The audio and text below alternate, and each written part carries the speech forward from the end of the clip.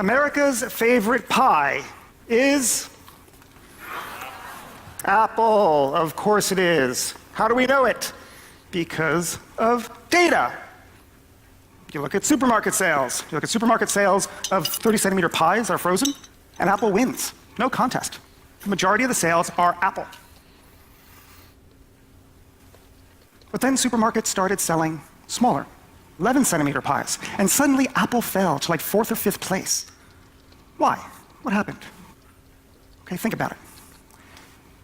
When you buy a 30-centimeter pie, the whole family has to agree, and Apple is everyone's second favorite. But when you buy an individual 11-centimeter pie, you can buy the one that you want. You can get your first choice. You have more data. You can see something that you couldn't see when you only had smaller amounts of it. Now, the point here is that more data doesn't just let us see more of the same thing we were looking at. More data allows us to see new. It allows us to see better. It allows us to see different. In this case, it allows us to see what America's favorite pie is, not Apple. Now, you probably all have heard the term big data.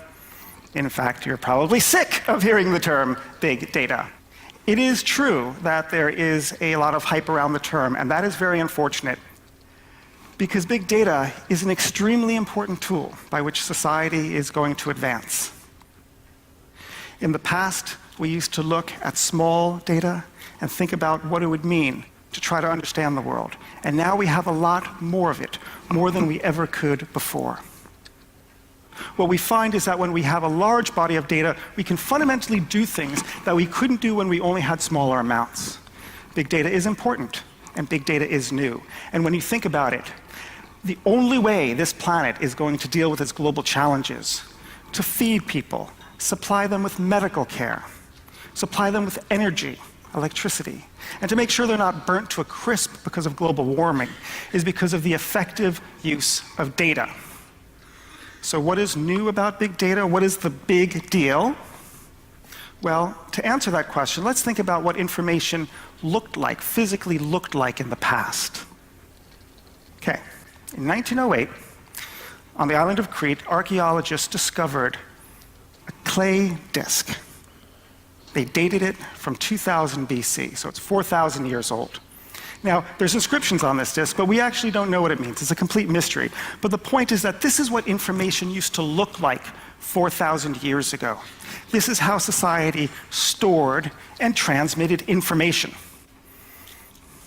Now, society hasn't advanced all that much. We still store information on disks, but now we can store a lot more information, more than ever before. Searching it is easier, copying it is easier, sharing it is easier, processing it is easier. And what we can do is we can reuse this information for uses that we never even imagined when we first collected the data. In this respect, the data has gone from a stock to a flow, from something that is stationary and static to something that is fluid and dynamic. There is, if you will, a liquidity to information. The disk that was discovered off of Crete, that's 4,000 years old, is heavy. It doesn't store a lot of information, and that information is unchangeable. By contrast, all of the files that Edward Snowden took from the National Security Agency in the United States fits on a memory stick the size of a fingernail, and it can be shared at the speed of light. More data, more. Now, one reason why we have so much data in the world today is we are collecting things that we've always collected information on. But another reason why is we're taking things that have always been informational, but have never been rendered into a data format, and we are putting it into data. Think, for example, the question of location. Take, for example, Martin Luther. If we wanted to know in the 1500s where Martin Luther was, we would have to follow him at all times, maybe with a feathery quill and an inkwell, and record it. But now think about what it looks like today. You know that somewhere, probably in a telecommunications carrier's database, there is a spreadsheet, or at least a database entry, that records your information of where you've been at all times. If you have a cell phone, and that cell phone has GPS, but even if it doesn't have GPS, it can record your information. In this respect, location has been data-fied. Now think, for example, of the issue of posture, the way that you are all sitting right now. The way that you sit, the way that you sit, the way that you sit, it's all different, and it's a function of your leg length and your back and the contours of your back. And if I were to put sensors, maybe 100 sensors into all of your chairs right now, I could create an index that's fairly unique to you, sort of like a fingerprint, but it's not your finger. So what could we do with this? Researchers in Tokyo are using it as a potential anti-theft device in cars. The idea is that the carjacker sits behind the wheel, tries to stream off, but the car recognizes that a non-approved driver is behind the wheel, and maybe the engine just stops unless you type in a password into the dashboard to say, hey, I have authorization to drive. Great. What if every single car in Europe had this technology in it? What could we do then? Maybe, if we aggregated the data, maybe we could identify telltale signs that best predict that a car accident is going to take place in the next 5 seconds. And then what we will have data-fied is driver fatigue. And the service would be when the car senses that the person slumps into that position, automatically knows, hey, send an internal alarm. They would vibrate the steering wheel, honk inside to say, hey, wake up, pay more attention to the road. These are the sorts of things we can do when we data-fy more aspects of our lives. Okay. So what is the value of big data? Well, think about it. You have more information. You can do things that you couldn't do before. One of the most impressive areas where this concept is taking place is in the area of machine learning. Okay, machine learning is a branch of artificial intelligence, which itself is a branch of computer science. The general idea is that instead of instructing a computer what to do, we're going to simply throw data at the problem and tell the computer to figure it out for itself. And it'll help you understand it by seeing its origins. Okay.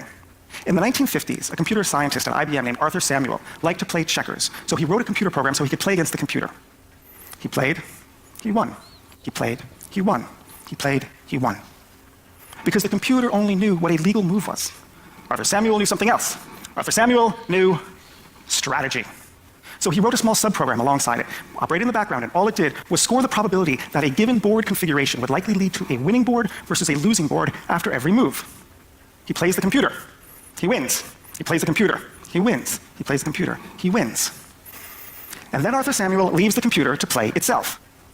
It plays itself. It collects more data. It collects more data. It increases the accuracy of its prediction. And then Arthur Samuel goes back to the computer, and he plays it, and he loses. And he plays it, and he loses. And he plays it, and he loses. And Arthur Samuel has created a machine that it surpasses his ability in a task that he taught it. And this idea of machine learning is going everywhere. How do you think we have self-driving cars? Are we any better as a society of enshrining all the rules of the road into software? No. Memory is cheaper? No. Algorithms are faster? No. Processors are better? No. All those things matter, but that's not why. It's because we changed the nature of the problem. We changed the nature of the problem from one in which we try to overtly and explicitly explain to the computer how to drive to one in which we say, here's a lot of data around the vehicle, you figure it out. You figure it out that that is a traffic light, that that traffic light is red and not green, that means that you need to stop and not go forward. Machine learning is at the basis of many of the things that we do online. Search engines, Amazon's personalization algorithm, computer translation, voice recognition systems. Researchers recently have looked at the question of biopsies, cancerous biopsies. And they've asked the computer to identify, by looking at the data and survival rates, to determine whether cells are actually cancerous or not. And sure enough, when you throw the data at it through a machine learning algorithm, the machine was able to identify the 12 telltale signs that best predict that this biopsy of breast cancer cells are indeed cancerous. The problem? The medical literature only knew 9 of them. 3 of the traits were ones that people didn't need to look for, but that the machine spotted. Okay. Now, there are dark sides to big data as well. It will improve our lives, but there are problems that we need to be conscious of. And the first one is the idea that we may be punished for predictions, that the police may use big data for their purposes, a little bit like Minority Report. Now, it's a term called predictive policing or algorithmic criminology, and the idea is that if we take a lot of data, for example, where past crimes have been, we know where to send the patrols. That makes sense. But the problem, of course, is that it's not simply going to stop on location data. It's going to go down to the level of the individual. Why don't we use data about the person's high school transcript? Maybe we should use the fact they're unemployed or not, their credit score, their web surfing behavior, whether they're up late at night. Their Fitbit, when it's able to identify biochemistries, will show that they have aggressive thoughts. We may have algorithms that are likely to predict what we are about to do, and we may be held accountable before we've actually acted. Privacy was the central challenge in a small data era. In the big data age, the challenge will be safeguarding free will, moral choice, human volition, human agency. There is another problem. Big data is going to steal our jobs. Big data and algorithms are going to challenge white-collar professional knowledge work in the 21st century in the same way that factory automation and the assembly line challenged blue-collar labor in the 20th century. Think about a lab technician who's looking through a microscope at a cancer biopsy and determining whether it's cancerous or not. The person went to university. The person buys property. He or she votes. He or she is a stakeholder in society. And that person's job, as well as an entire fleet of professionals like that person, is going to find that their jobs are radically changed or actually completely eliminated. Now, we like to think that technology creates jobs over a period of time after a short, temporary period of dislocation. And that is true for the frame of reference with which we all live, the Industrial Revolution, because that's precisely what happened. But we forget something in that analysis. There are some categories of jobs that simply get eliminated and never come back. The Industrial Revolution wasn't very good if you were a horse. So we're going to need to be careful and take big data and adjust it for our needs, our very human needs. We have to be the master of this technology, not its servant. We are just at the outset of the big data era. And honestly, we are not very good at handling all the data that we can now collect. It's not just a problem for the National Security Agency. Businesses collect lots of data, and they misuse it too. And we need to get better at this, and this will take time. It's a little bit like the challenge that was faced by primitive man and fire. This is a tool, but this is a tool that, unless we're careful, will burn us. Big data is going to transform how we live, how we work, and how we think. It is going to help us manage our careers and lead lives of satisfaction and hope and happiness and health. But in the past, we've often looked at information technology and our eyes have only seen the T, the technology, the hardware, because that's what was physical. We now need to recast our gaze at the I, the information, which is less apparent, but in some ways a lot more important. Humanity can finally learn from the information that it can collect as part of our timeless quest to understand the world and our place in it. And that's why big data is a big deal.